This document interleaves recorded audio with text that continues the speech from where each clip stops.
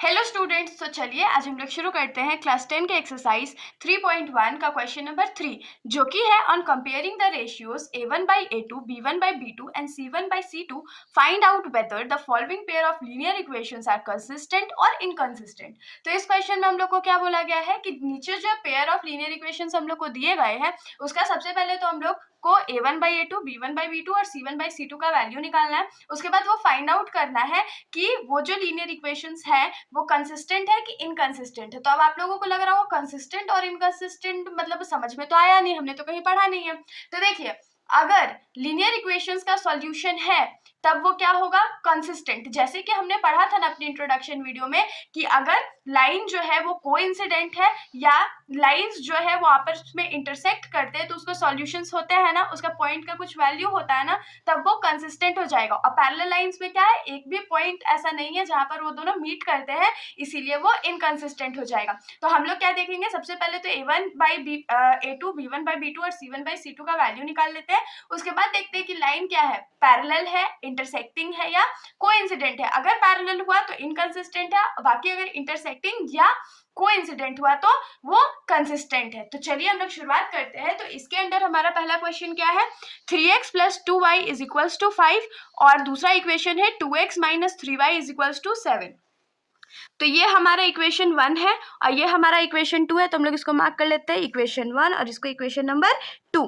तो अब हम लोग लिखेंगे फ्रॉम इक्वेशन 1 में a1 का वैल्यू क्या है, 3 है, b1 का वैल्यू क्या है, 2 है और c1 का वैल्यू क्या है, तो 5 है। और फ्रॉम इक्वेशन 2 क्या हो जाएगा, तो a2 का वैल्यू 2 है, b2 का वैल्यू -3 है और c2 का वैल्यू 7 है। तो अब यहाँ पर हम लोग क्या करेंगे, तो ऑफ कोर्स सबसे पहले लिखेंगे a1 by a2। तो a1 by a2 क्या हो जाएगा, 3/2 हो जाएगा।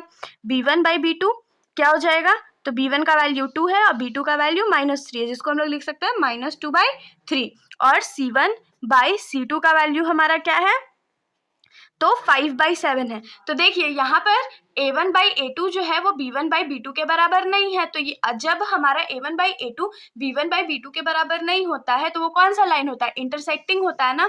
तो इसमें हम लोग लिखेंगे since a1 by a2 is not equal to b1 by b2, therefore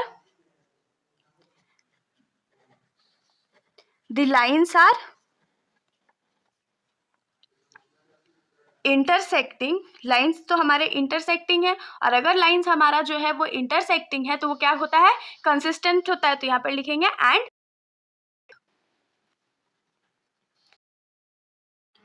तो चलिए हम लोग आ जाते हैं अब इस क्वेश्चन के सेकंड पार्ट पर। तो हमारा सेकंड क्वेश्चन है 2x - 3y = 8 and 4x - 6y = 9।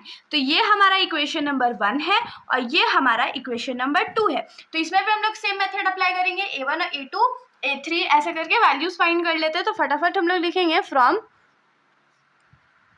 Equation 1 a1 का वैल्यू क्या है, 2 है, b1 का वैल्यू क्या है, -3 है और c1 का वैल्यू क्या है, 8 है। और वहीं पर फ्रॉम इक्वेशन 2 हम लोग को क्या मिलेगा, a2 का वैल्यू 4 मिलेगा, b2 का वैल्यू -6 मिलेगा और c2 का वैल्यू 9 मिलेगा। तो अब इसमें हम लोग क्या लिखेंगे, a1 by a2 क्या हो जाएगा, तो 2/4 हो जाएगा। तो 2/4 को हम लोग कट कर सकते हैं, 2 1 = 2 और 2 2 = 4। तो a1 by a2 का वैल्यू क्या आ गया, 1/2 आ गया। अब हम लोग b1 by b2 के वैल्यू पे आते हैं। तो b1 का वैल्यू हमारा -3 है और b2 का वैल्यू -6 है, तो माइनस कट गया, 3 1 = 3, 3 2 = 6। तो ये क्या हो जाएगा, 1/2 हो जाएगा। और c1 by c2 क्या हो जाएगा, तो 8/9 हो जाएगा। तो यहाँ से हम लोग को क्या मिल गया कि a1 by a2 जो है वो b1 by b2 के बराबर तो है लेकिन c1 by c2 के बराबर नहीं है। तो हम लोग यहाँ पर लिखेंगे कि since a1 by a2 is equal to b1 by b2 but is not equal to c1 by c2, therefore lines are parallel। तो यहाँ से हम लोग को क्या पता चल गया कि लाइंस जो है वो पैरेलल है ना, क्योंकि ये तो पैरेलल लाइंस का इक्वेशन है। Lines are parallel and inconsistent. हम लोग अभी पढ़े थे ना कि अगर लाइंस पैरेलल होते हैं उनका कोई भी सॉल्यूशन नहीं होता है, इसीलिए वो क्या होता है, इनकंसिस्टेंट होता है। तो अब हम लोग आ जाते हैं इस क्वेश्चन के थर्ड पार्ट पर। तो इस क्वेश्चन का थर्ड पार्ट हमारा क्या है, तो हमारा क्वेश्चन इसमें रहेगा 3/2x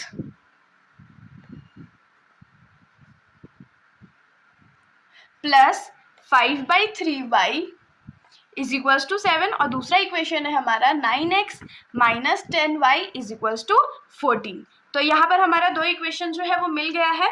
तो हमारा पहला इक्वेशन ये है, यहाँ पर ये 3/2 है और ये हमारा दूसरा इक्वेशन है। तो फ्रॉम इक्वेशन वन से हम लोग क्या लिख सकते हैं, a1 का वैल्यू 3/2 है, b1 का वैल्यू 5/3 है और c1 का वैल्यू 7 है। वहीं पर फ्रॉम इक्वेशन टू का हमारे पास क्या है, तो a2 का वैल्यू हमारा 9 है, b2 का वैल्यू हमारा -10 है और c2 का वैल्यू हमारा 14 है ना। तो अब हम लोग फाइंड कर लेते हैं a1/a2, b1/b2 और c1/c2 का वैल्यू। तो a1/a2 का वैल्यू हमारा है 3/2 डिवाइडेड बाई 9।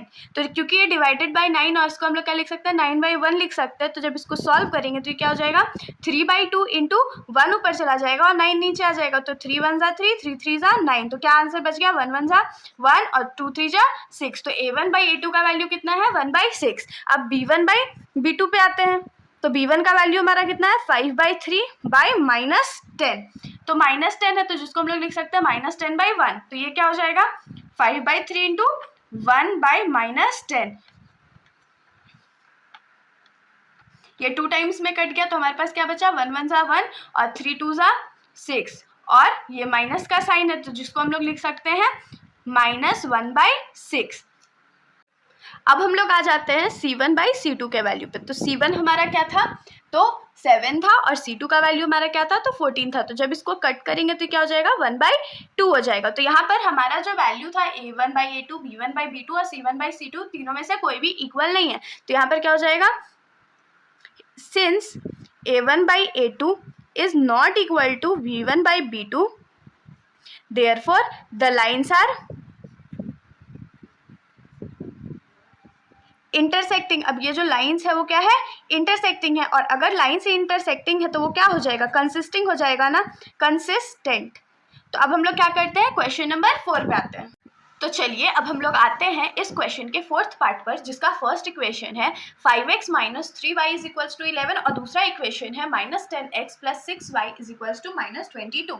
तो इसमें हमारा ये पहला इक्वेशन है तो इसको इक्वेशन नंबर 1 मान लेते हैं, इसको इक्वेशन नंबर 2 मान लेते हैं। तो यहाँ हम लोग क्या लिखेंगे, फ्रॉम इक्वेशन वन हम लोग को क्या मिलेगा, तो a1 का वैल्यू 5 मिलेगा, b1 का वैल्यू -3 मिलेगा और c1 का वैल्यू 11 मिलेगा। और वहीं पर फ्रॉम इक्वेशन इक्वेशन नंबर जो 2 है उसमें से हम लोग को क्या क्या वैल्यू मिलेगा, तो a2 का वैल्यू -10 मिलेगा, b2 का वैल्यू 6 मिलेगा और c2 का वैल्यू -22 मिलेगा। तो अब हम लोग इसको फाइंड आउट कर लेते हैं। तो हम लोग लिखेंगे a1/a2 इज इक्वल्स टू 5/-10। तो 5 1 ज़ा 5, 5 2 ज़ा 10। तो ये क्या हो जाएगा, -1/2। और यहाँ पर b1/b2 का वैल्यू फाइंड करते हैं। तो b1 क्या है, -3 है बाई 6 है। तो 3 1 ज़ा 3 और 3 2 ज़ा 6। तो ये क्या हो जाएगा, -1/2।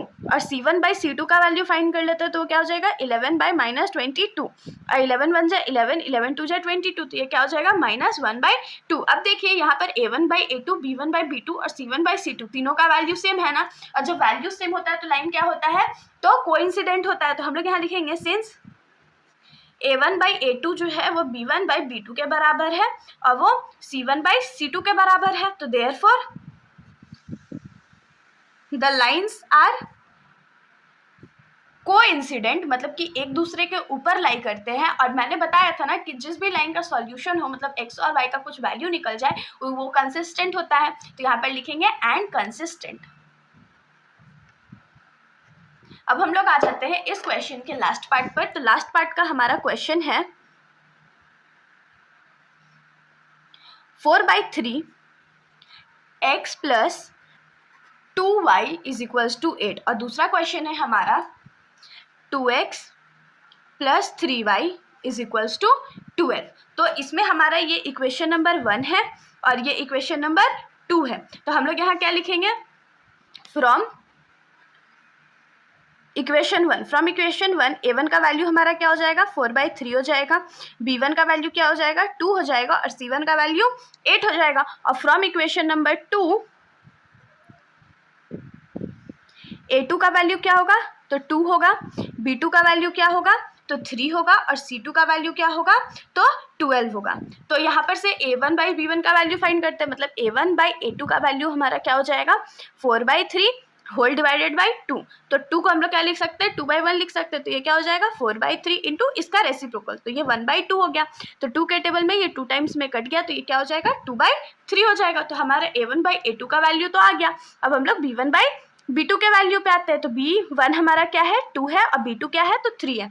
और c1/c2 का वैल्यू पे आते हैं। तो c1/c2 का वैल्यू क्या हो जाएगा 8/12। तो इसके 4 के टेबल में 2 बार में कट होगा, ये 4 के टेबल में 3 बार में कट होगा। तो देखिए यहाँ पर तीनों जो इक्वेशंस है वो एकदम सेम है ना।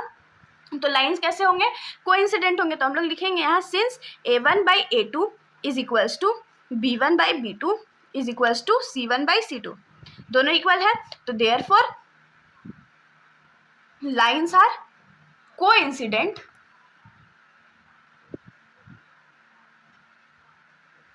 and consistent. कोइंसिडेंट होता है तो कंसिस्टेंट भी तो होता है क्योंकि इसका सोल्यूशन आता है। तो इसके साथ हमारा जो ये सोल्यूशन है यहीं पर खत्म हो जाता है। अगर आप लोगों को कोई भी डाउट हो तो आप लोग कमेंट सेक्शन में पूछ सकते हैं, वरना अगर आप लोगों को वीडियो अच्छी लगी हो तो वीडियो को लाइक कर दीजिएगा और मेरे चैनल को बिना सब्सक्राइब किए कहीं मत जाइएगा। Thank you.